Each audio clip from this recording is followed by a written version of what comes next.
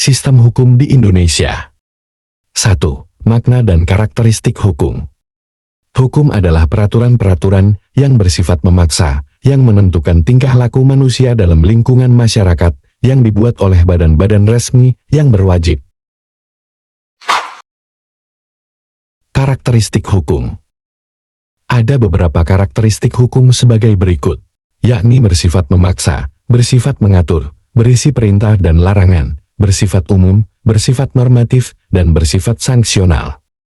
Hukum juga dapat berupa peraturan tertulis maupun tidak tertulis. Contoh hukum tertulis adalah undang-undang, sedangkan contoh hukum tidak tertulis adalah hukum adat. Tujuan dari hukum. Tujuan hukum adalah untuk mengatur tingkah laku manusia, menjaga ketertiban, keadilan, dan mengantisipasi kekacauan di lingkungan. Berikut beberapa tujuan hukum: mencapai keadilan, memberikan kepastian hukum, memberi manfaat bagi masyarakat, melindungi kepentingan manusia, mengatur hubungan antara sesama manusia, dan mewujudkan kebahagiaan yang sebesar-besarnya untuk semua orang. Tata Hukum Indonesia. Tata Hukum Indonesia adalah kumpulan aturan hukum yang disusun oleh pemerintah Indonesia, yang saling berhubungan dan menentukan. Tata Hukum Indonesia dimulai sejak Proklamasi Kemerdekaan Indonesia pada 17 Agustus tahun 1945. Tata hukum di Indonesia memiliki beberapa fungsi, di antaranya menjaga ketertiban dan keamanan masyarakat, menjamin keadilan bagi seluruh warga negara, menjamin hak asasi manusia, dan menjamin kepastian hukum. Beberapa jenis hukum di Indonesia yaitu hukum perdata, hukum administrasi negara, hukum tata negara, hukum acara, dan hukum pidana. Indonesia menganut 3 sistem hukum, yaitu sistem hukum kifil, sistem hukum adat, dan sistem hukum Islam. Ketiga sistem hukum tersebut saling melengkapi dan berkembang di masyarakat. B. Sistem peradilan di Indonesia. 1. Makna lembaga peradilan. Lembaga peradilan adalah lembaga negara yang berfungsi sebagai pengawas pelaksanaan hukum dan sebagai wadah bagi masyarakat untuk mendapatkan haknya sesuai dengan hukum yang berlaku.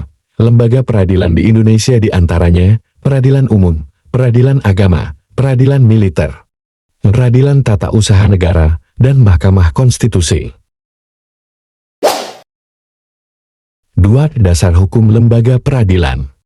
Dasar hukum lembaga peradilan di Indonesia meliputi Undang-Undang Dasar tahun 1945, Undang-Undang Kekuasaan Kehakiman, Undang-Undang Mahkamah Agung, Undang-Undang Peradilan Umum, Undang-Undang Peradilan Agama, Undang-Undang Peradilan Militer, Undang-Undang Peradilan Tata Usaha Negara, Undang-Undang Mahkamah Konstitusi.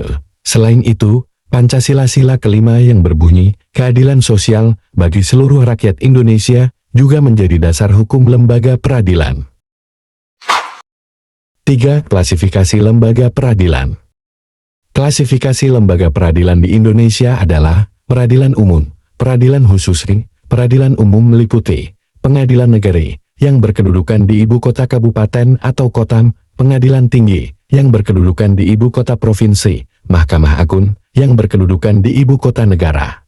Peradilan khusus meliputi peradilan agama, peradilan syariah Islam di Provinsi Nanggru Aceh Darussalam, peradilan tata usaha negara, dan Mahkamah Konstitusi. Hukum sekarang memang tajam ke bawah dan tumpul ke atas. Namun kita sebagai generasi muda harus meluruskan kesalahan tersebut.